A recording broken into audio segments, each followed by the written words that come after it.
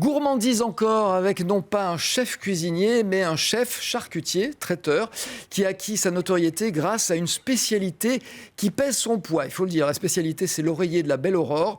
Un nom poétique pour un pâté en croûte de plus de 30 kilos, confectionné à quelques dizaines d'exemplaires chaque année. Et le chef traiteur, eh bien, c'est Georges Reynon, patron d'une institution créée il y a bientôt 80 ans, détenteur d'un secret de fabrication qu'il va nous livrer aujourd'hui. Georges Reynon, bonjour. Bonjour. Bon, est-ce qu'on peut vraiment parler de secret de fabrication? Alors, justement, j'allais vous dire, surtout pas. Non, il n'y a pas de secret chez nous, les portes sont grandes ouvertes. C'est quelque chose dont j'ai horreur parce que... C'était pour donner un peu d'emphase. Oui, mais ça n'a plus de sens de nos jours. Oui. Non, il n'y a plus de secret. Non. Ce qui compte, c'est le savoir-faire. Exactement. C'est le tour de main. Et qu'on transmet, on essaye de le transmettre à tous les jeunes qui veulent travailler chez nous. Ouais. Et même certaines personnes qui viennent nous voir travailler, des clients même, qu'on fait pénétrer dans le laboratoire.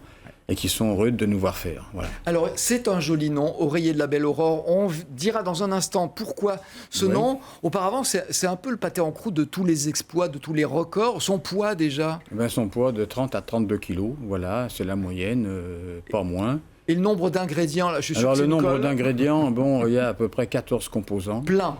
Voilà, c'est ça. Je peux en oublier peut-être un. Vous voulez que je les dise? Si vous voulez. C'est écrit tout petit, mais je devrais arriver à lire. Caille, pigeon, palon, perdreau, grouze. Je crois que c'est un animal la grouze, anglais. C'est un oiseau que l'on trouve en Écosse. En Écosse. Ah oui, pas en Angleterre, en Écosse. En Écosse, attention. Il faut être précis. Volaille de Bresse, canard, mulard, faisan, colvert, lièvre, lapin de Garenne, chevreuil, biche, marcassin, foie gras, riz de veau, truffe. Je comprends que ça fasse 32 kilos, tout ça. Oui, parce qu'il ne suffit pas d'en mettre énormément, on en met quand même. Mais voilà. Disons, une fois que tous les composants sont comment installés... Comment est-ce qu'on les répartit, justement, pour que tout le monde en ait un bout tout le monde. représentatif? C'est un pâté qui a la forme d'oreiller, 60 cm au carré, et nous le coupons en diagonale. Voilà. Alors évidemment... On le voit fabriquer, là, d'ailleurs. On le voit fabriquer, voilà. Donc, quand on est sur la diagonale, on s'arrange pour que tous les gibiers apparaissent. Voilà. Donc sur les grandes tranches du centre, il y a tous les gibiers, voilà. Et au fur et à mesure qu'on s'approche des talons, évidemment, il ne peut pas y avoir de tout. Ça se comprend très bien, voilà. Alors pour le monter, on a un plan de montage, voilà, que maintenant on ne regarde plus, évidemment, parce que depuis le temps qu'on en fait, on le connaît par cœur. On peut différer un petit peu si un ouvrier, parce que chez nous tout le monde y touche, hein. Un apprenti également. Toute la maison participe. Toute la maison participe au montage sur différentes phases, mais même au montage de l'oreiller lui-même, ils se mettent souvent à deux, c'est-à-dire c'est soit mon fils, moi-même, notre chef, et qui est souvent assisté par un jeune qui est très content d'y mettre la main. Voilà. J'ai mon petit-fils qui l'a fait, qui en fait depuis longtemps déjà. Ouais. Voilà, donc on a un plan de montage qu'on ne regarde même plus maintenant, c'est ce que je vous disais, mais de toute façon, on peut différer légèrement, pas trop parce qu'il a bien été pensé.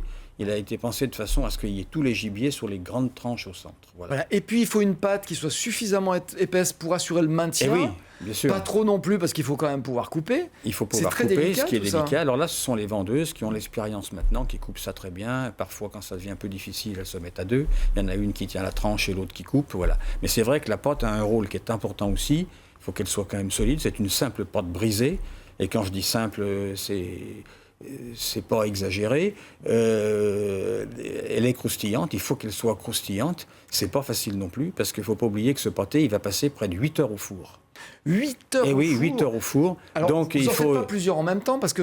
Alors, autrefois, on les montait, de toute façon, on les montait et on les cuisait par deux. Ouais. Maintenant, vu, disons, le volume que l'on fabrique, on les monte par 3 à la fois. Alors justement, le volume, il a évolué au fil du temps parce qu'au début, c'était 10 oreillers et puis c'est tout. Même au début, tout à fait, c'était même pas 10 oreillers. Voilà. Mais ça remonte... Alors là, oui, pour tout dire, ça c'est mon père qui s'était inspiré du livre de Lucien Tendret, qui était le neveu de Brillat-Savarin. Alors, on fait la parenthèse maintenant, puisque vous parlez de Brillat-Savarin. En fait, c'est lui l'origine. C'était le nom de sa mère, Aurore. Aurore était le nom de sa mère. Voilà, ça c'était pas le nom de sa femme, de sa fille, de sa maîtresse, comme on l'a entendu. Non, c'était sa mère qui était une très belle femme, et il avait dédié le nom de ce pâté à sa mère. Voilà. En fait, il y en avait 3 pâtés, mais le plus prestigieux des 3 qu'il avait imaginé, c'était l'oreiller de la Belle Aurore. Voilà. Alors. Mon père, lui, dans les années 50, donc vous voyez, à la Maison Reynon, ça fait quand même 60 ans qu'on en fait. Ouais. Dans les années 50, il s'est mis à en faire un. Bon, et puis il a eu un succès retentissant. Il s'est vendu très rapidement. Il s'est dit, l'année d'après, il faudra en faire au moins 2. Il en a fait 2, il en a fait 3. Et puis on est arrivé maintenant à en faire 34. L'année passée, c'est notre record. Oui. 34 pâtés. Alors on a débordé parce qu'on les fait toujours pour le jour de l'an. On les fait jamais pour Noël. Pour la bonne raison qu'on n'a absolument pas le temps. On n'a pas non plus que ça à faire. On a beaucoup de travail en magasin, en traiteur, en commandes diverses et tout. Donc c'est le pâté en croûte du jour de l'an. Du jour de l'an. Sauf que ça déborde un peu. Ça déborde même tellement que maintenant on en fait jusqu'au 17, 18, 20 janvier. C'est-à-dire que ça dure 3 semaines. Et ça, c'est devant l'insistance de nos clients qui nous reprochaient tout le temps de ne pas leur en avoir gardé un morceau, eux qui viennent toute l'année. Parce qu'on a beaucoup de clients qui viennent de très loin pour en acheter. Oui, alors ça, c'est le côté extraordinaire. Enfin, extraordinaire, non, puisque c'est tellement bon qu'effectivement, ça s'explique qu'on vienne de loin. Vous avez des clients qui viennent de Genève, qui viennent de Paris, en fait. Qui viennent de Paris, qui viennent du Midi. Je peux même vous dire sans aucune prétention que l'ensemble de nos clients attendent ça comme le Messie. Sauf qu'il est... sans aucune prétention, attention. Voilà. Non, c'est vrai, on a un succès là, avec cette fabrication, avec ce pâté qui est devenu un petit peu notre emblème maintenant, parce que je le vois, il y a beaucoup de gens que je rencontre après, ils me disent non, certains ne nous ont pas encore connus, et ils nous disent mais c'est bien vous qui faites l'oreiller de la Belle Horreur, vous voyez, donc... Alors justement, c'est vous n'êtes pas le seul à le faire? Non, on n'est pas le seul, et puis c'est pas un secret, donc... je sais qu'on a des anciens employés de chez nous qui se sont installés à leur compte, qui en confectionnent. Voilà, je ne sais pas combien ils en font. Mais enfin, l'oreiller de la Belle Horreur à Lyon, c'est Rénon. C'est le meilleur. Alors dites-moi une chose quand même. Il fait 32 kilos. Il est clair qu'on n'achète pas un oreiller. Alors de temps en temps, là par exemple, on en a... Si, l'année passée, on a une cliente qui habite la Suisse, qui nous en a emmené un complet, entier même pas, puisqu'on lui a tout découpé en tranches. Tant et si bien qu'on pouvait le reconstituer. Elle avait une réception en fin d'année, très importante, et on lui a vendu un oreiller entier. Voilà. Là, en ce moment, j'en ai la moitié d'un en commande. Oui. Ouais. Ouais. Mais dans les cas les plus courants, on vend ça au magasin à la tranche. Voilà. Très bien. Mais écoutez, vous nous avez mis en appétit. Donc, on l'a compris, oreiller de la Belle Horreur, faut en profiter.